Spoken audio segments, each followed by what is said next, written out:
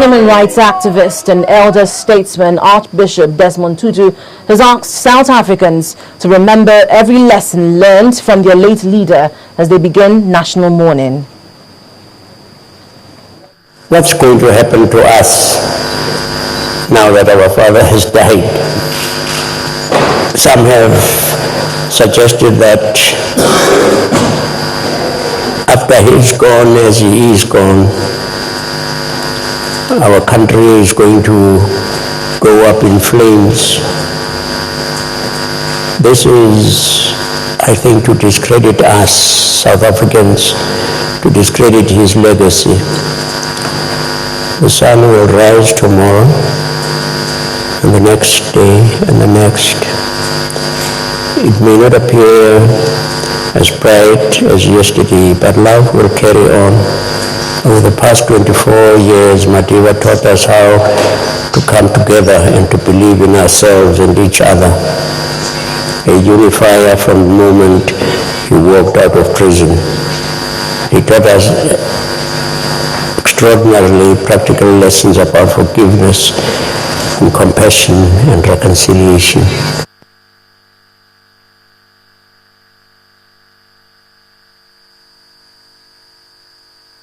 Botswana and Lesotho, Professor Alaba Ogunsowo has poured praises over the life and times of a late South African leader. Professor Ogunsowo highlighted Madiba's commitment to freedom and democracy. The thing that would come to mind straight away is when you see him, a man of compassion, but much more than that, you see dignity personified. He exudes respect. He respects you, of course, but when you see him, you see, yes, this is somebody that you should respect because of what he stood for. He never hesitated in letting you know what he stood for. He stood for principles, but was ready to listen to suggestions and to compromise where it was necessary to do so, even if he felt he was right. He was always appreciative of whatever was done for the liberation movement. He was someone who refused to accept that you are black and you are white, therefore something will follow in between. But that it was not a racist system that he was fighting for, but one that would enthrone democracy. So ANC was fighting for democracy in Africa. The rest of African countries were fighting against the apartheid system because it was anti-black. So he did not see himself as the first elected black president. He's the first elected, democratically elected, because all previous elections were fake as far as he was concerned. He left office after just one term, which meant that he himself was saying that no human being should consider himself as irreplaceable. He left quietly and ensured that his successor was peacefully and transparently installed. African leaders generally, more than 90%, do not believe in the type of things that Mandela stood for. They want to be there. Indeed, not too long ago, Mugabe believed that Mandela made mistakes, that he was too soft. That South Africa required somebody who was much tougher in terms of how you knock heads and things like that. But of course, as he himself can see, the whole world eulogizes Mandela. They don't eulogize Mugabe in terms of his own position. Professor Alaba Ogunsowo. Well, the former South African president, Nelson Mandela, provided a peaceful path for his country to resolve ethnic and cultural differences, which has been admired the world over. Former Nigerian External Affairs Minister, Professor Bolaji Akiyemi, says this attitude was necessary to prevent an escalation of unrest in the country. Mandela was an exceptionally great man. He epitomized all that the value, the positive value in African society, in African civilization. It led to each leader to accept the situation, the challenges to confront. And I believe that Mandela made the best of. As of that time, he did. Nobody will have liked South Africa to go the way that the Zimbabwe is going now.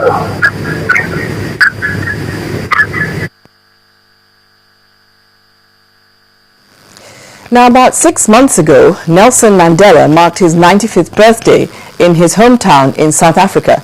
The mood then was mixed as more people spent time praying for him and sending their good wishes. Our next report chronicles his life. I have fought very firmly against white domination. I have fought very firmly against black domination. I cherish the idea of a new South Africa where all South Africans are equal.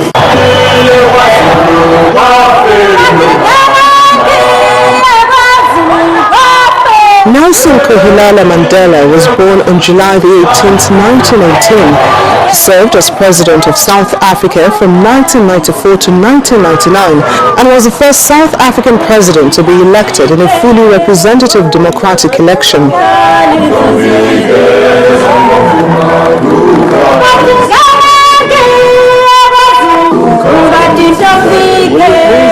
Before his presidency, Mandela was an anti-apartheid activist and the leader of Umkhonto we Sizwe, the underwing of the African National Congress. In 1962, he was arrested and convicted of sabotage and other charges and sentenced to life in prison. Mandela served 27 years in prison, spending many of these years on Robben Island. Your struggle, your commitment, and your discipline has released me to stand before you today. Following his release from prison on February 11, 1990, Mandela led his party in the negotiations that led to multiracial democracy in 1994. As president, he frequently gave priority to reconciliation while introducing policies aimed at combating poverty and inequality in South Africa. When by ending the system of white minority domination, humanity will have ensured that never again shall the scourge of racial tyranny raise its ugly head.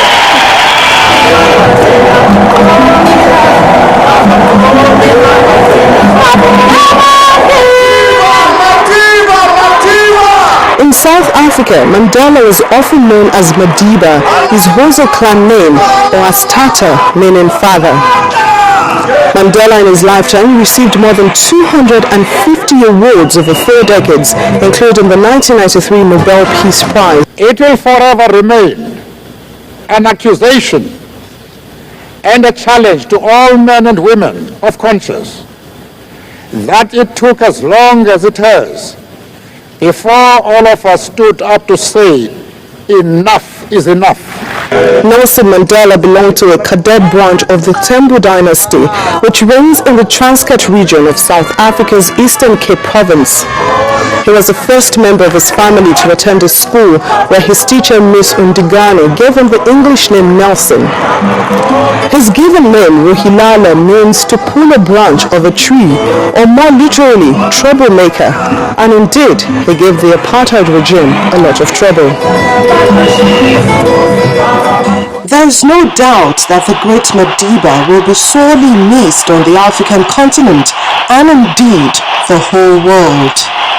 We have at last achieved our political emancipation, we pledge ourselves to liberate all our people from the continuing bondage of poverty, deprivation, suffering, gender, and other discrimination.